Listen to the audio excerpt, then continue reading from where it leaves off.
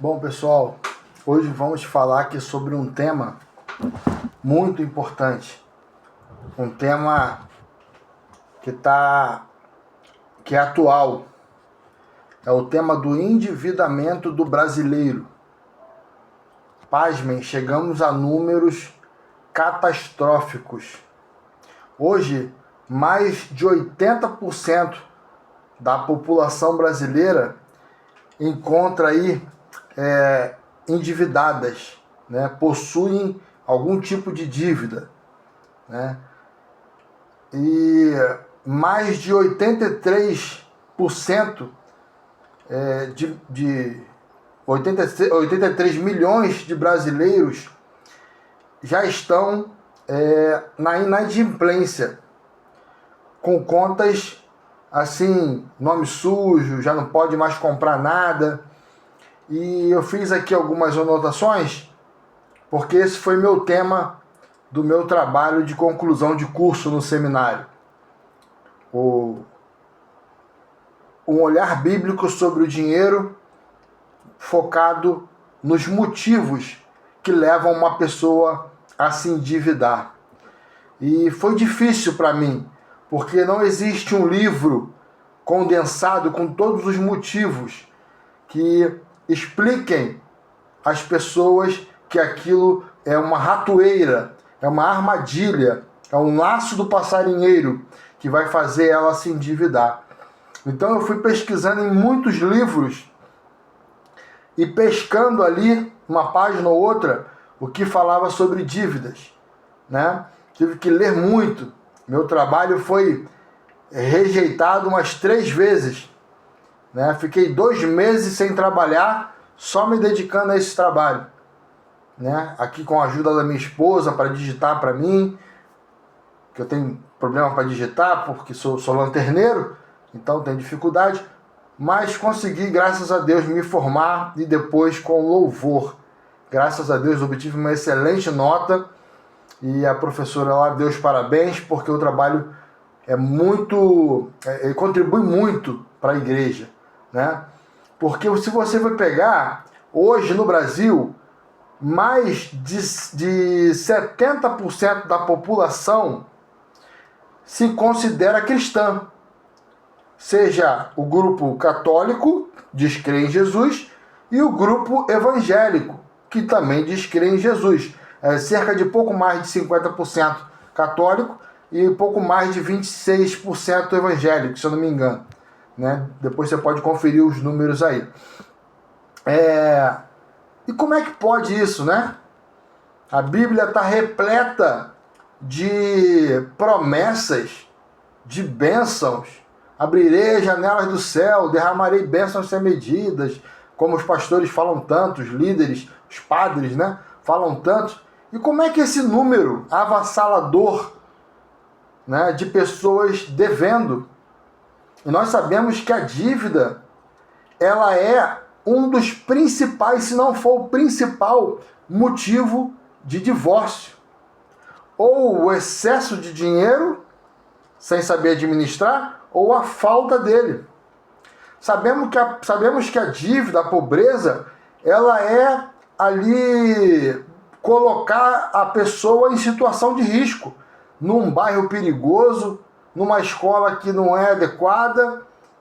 E infelizmente, daqueles meios, é que muitos vão na base do desespero cometerem coisas que vai até prejudicar a sua própria vida, né?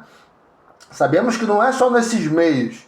Sabemos que até lá na elite, lá nos palácios, tem ladrões, tem bandido, tem tudo lá. Talvez sejam até os piores, né? Mas, se você for num presídio hoje, a maioria que está lá dentro do presídio são pessoas pobres. São pessoas que não têm recurso nem para um advogado, que precisa de um defensor público. Então temos que pensar sobre isso e vermos quais são as características, quais são as ciladas, né, que fazem as pessoas se endividarem. E eu pesquisei muitos livros e eu queria compartilhar com vocês aqui a cada vídeo pelo menos uma característica que leva uma pessoa ao endividamento. Por que uma pessoa que ganha pouquinho, às vezes não tem dívida, e uma pessoa que ganha um salário razoavelmente bom, ou até alto, comparado com o restante da população, às vezes está toda encalacrada de dívida? Por quê? Então eu separei algumas aqui. Mas primeiro eu quero ler um texto bíblico, né? Sempre nossas apresentações aqui, se possível, eu vou basear no texto bíblico e na razão simples. Aqui em Lucas, no livro de Lucas, capítulo 12, versículo 15, diz assim, Jesus dizendo, nosso Senhor, e continuou dizendo a todos, prestem atenção, tenham cuidado com todo tipo de avareza, porque a verdadeira vida de uma pessoa não depende das coisas que ela tem, mesmo que sejam muitas. Vamos repetir? E continuou dizendo a todos, Jesus, preste atenção, tenham cuidado com todo tipo de avareza, porque a vida verdadeira de uma pessoa não consiste ou não depende das coisas que ela possui, mesmo que sejam muitas. Então eu fico observando que eu aprendo muito pela observação e Deus, por sua misericórdia, me deu a possibilidade de, ao longo do meu ministério, da minha vida na igreja, de visitar muitos lares, de conversar com muitas famílias. E eu já cheguei em casas, né? Uma vez me marcou muito, cheguei numa casa para entregar lá uma cesta básica e era hora do almoço.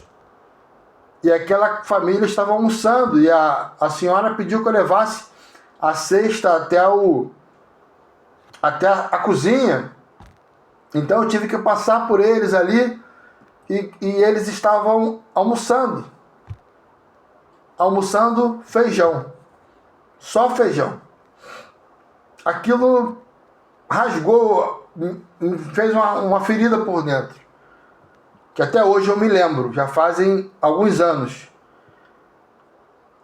E outros casos que não dariam para contar aqui. Então a dívida é uma desgraça. A dívida é uma arma de Satanás para roubar a sua alegria, que aliás vai ser o tema de outro vídeo. O tema falando sobre os dois propósitos de Satanás, que um é levar o máximo de pessoas para o inferno, porque ele sabe que o tempo dele é curto, e o segundo objetivo de Satanás é roubar a alegria daqueles que ele não pode levar para o inferno, que são os cristãos.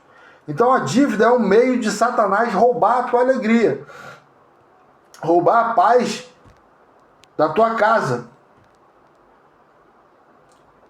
Então, o primeiro motivo, quer dizer, não o primeiro na ordem, né?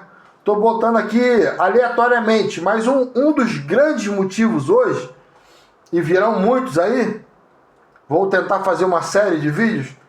O primeiro motivo que eu quero abordar hoje é com base naquela famosa frase, né? Tem uma frase que diz, penso, logo existo. E alguém disse aí, compro, logo existo. A pessoa só se sente alguém no ato da compra. Depois que ela comprou, chegou em casa, colocou lá, passou o desejo. Aquela emoção da compra acabou. E o marketing, e a indústria, e a mídia vai fazer de tudo para dizer agora que você precisa de outra coisa. Às vezes eu fico olhando uma coisa básica que eu falo, meu Deus, isso é um absurdo. Eu trabalho consertando carros, né? E às vezes eu dou um tiro no meu próprio pé. Porque o cara chega lá com um arranhão desse tamanhozinho, numa pintura toda original, Aí eu falo para ele assim, rapaz, esse arranhãozinho aí, se nós formos retocar esse arranhão, vai ficar ruim. Teria que pintar a peça inteira. Mas a peça inteira do teu carro é original. Não vale a pena fazer isso. É melhor você deixar esse arranhão aí. Você vai gastar aí R$200 para pintar uma peça inteira. E a pessoa insiste, não, eu quero tirar o arranhão. Um arranhão.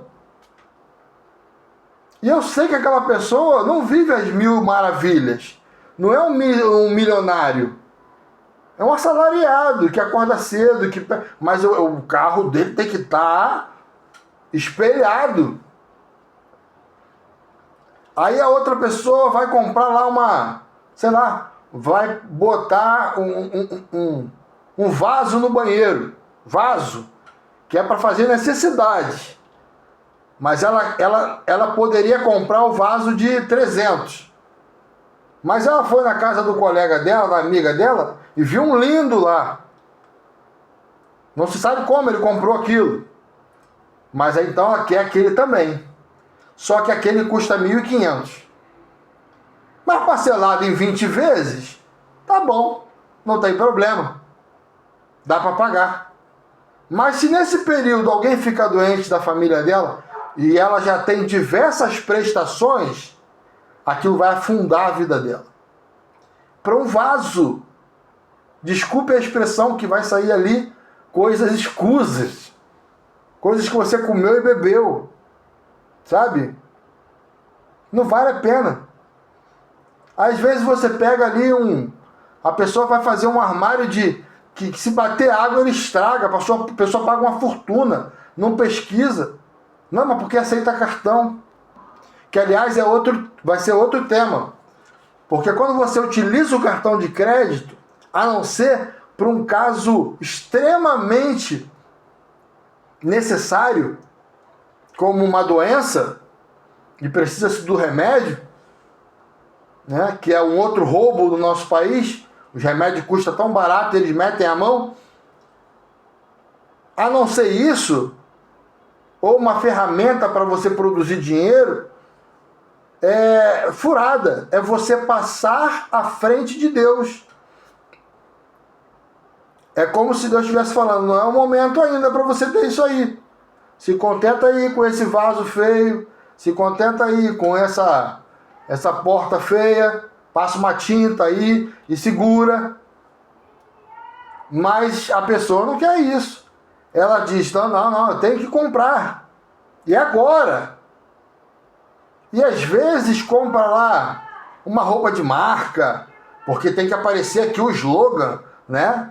Para poder ela se sentir bem sucedida e mostrar para os outros que ela parece ser bem sucedida, que às vezes nem é nem nada, né? Então, a primeira característica que eu quero abordar com vocês é essa questão emocional, que está impregnada da psicologia do inconsciente, que se aproveita principalmente daqueles momentos que você está distraído, não está ali assistindo a televisão, mas está ali por perto, entra uma propaganda e aquilo fica na tua cabeça. Depois você pensa que é você que está decidindo, não é. Foi a psicologia do inconsciente que fez você pensar naquilo. Aliás, quero deixar aqui um documentário muito legal, que vale a pena você assistir, chamado Criança, a Alma do Negócio. Criança, a Alma do Negócio. Joga lá no YouTube e você vai entender o que é a psicologia do inconsciente, o que eles fazem na cabeça das nossas crianças. E as nossas crianças estão assim também, meio seguindo o mesmo caminho. E aí o pai tem que trabalhar, a mãe tem que trabalhar, a avó tem que trabalhar, e a criança fica, ó, quem quiser. Antigamente só um trabalhava e resolvia tudo. Hoje não. Então a primeira característica que nós vamos abordar hoje, não caia nessa armadilha de pensar que você só existe se estiver comprando, que você só existe se estiver viajando, Jesus disse, a vida, tua vida, ó, teu coração batendo, os teus pulmões, né, respirando, quanto vale? O teu corpo é único. Não dá para você chegar ali e trocar o corpo. Então valorize o teu corpo. Porque ele é o templo do Espírito Santo. Agora a roupa que você está vestindo, se ela custou 5 mil reais ou custou 10 reais, que você comprou ali no brechó, mas está bonitinha, tá decente, não tem problema nenhum. Não é a roupa que vai fazer você. Se eu passar a usar as roupas do Cristiano Ronaldo, do Neymar, eu não viro um excelente jogador. Só porque estou usando as roupas dele. Então, não caia nessa armadilha. Quando o teu cérebro estiver lá dizendo que você tem que comprar, você tem que viajar, mostrar para as pessoas que você viajou, mostrar lá no Facebook que você foi em tal lugar, você foi no Coliseu de Roma, meu Deus do céu, as pirâmides do Egito, sabe? Coisas que demandaram vidas de escravos, pessoas que desgraçaram a vida dos outros para construir aquilo ali. E você está gastando que nem pode para ir lá. Eu lembro que uma vez eu estava numa igreja, né? Uma igreja batista. E eu sou da igreja, né? Mas fui lá numa igreja batista lá visitar. Aí um irmão chegou lá e falou para mim, olha, você não quer ir a Israel? Isso há 15 anos atrás. Eu falei, ir a Israel? Naquela época tava bom para ir lá, né? Não tinha tantas guerras. Aí eu falei, quanto custa? Só por curiosidade, quanto custa para ir a Israel? Ele me falou assim, ele enrolou a língua e tal, porque vendedor sempre enrola para dar o preço, né? Aliás, está aí uma outra estratégia. Você entrou numa loja, não tem preço embaixo dos produtos, sai fora. Ali tudo é caro. Se você tem que perguntar ao vendedor quanto que é o produto, sai fora porque tudo é caro. Então, o cara me falou assim, acho que era em torno de 12 mil reais há 15 anos atrás, 10 anos, 15 anos atrás. Eu fiquei olhando e falei, esse cara tá de brincadeira comigo. Eu, pobre, vou pegar 12 mil reais para ir a Israel? Você tá de brincadeira comigo? Que eu tenho a Bíblia na mão, velho. Eu tenho filmes para eu assistir, tem documentários para eu assistir. Você acha que eu vou me endividar para ir lá em Israel, velho? Ou vou pegar minhas economias que eu tenho feito com muito sacrifício para ir lá em Israel, velho? Se nem o povo de Israel tem paz, só vive em guerra. Queria ver se ele fosse lá hoje. Se hoje ele ia lá, com guerra. Né? Aí pensa que pelo fato de ir a Israel ele vai ser abençoado. Não, porque vamos conhecer o lugar onde Jesus foi enterrado. Eu estou lá interessado em saber onde Jesus foi enterrado. Jesus disse para as mulheres, por que vocês estão procurando entre os mortos o que está vivo? Jesus está vivo e está aqui. Eu vou lá visitar o túmulo dele. Ele nunca mandou isso. Aí eu vejo igrejas, cara, sufocando o membro. Não, você tem que comprar essa relíquia aqui, porque essa relíquia foi o prego que pregou a mão de Jesus.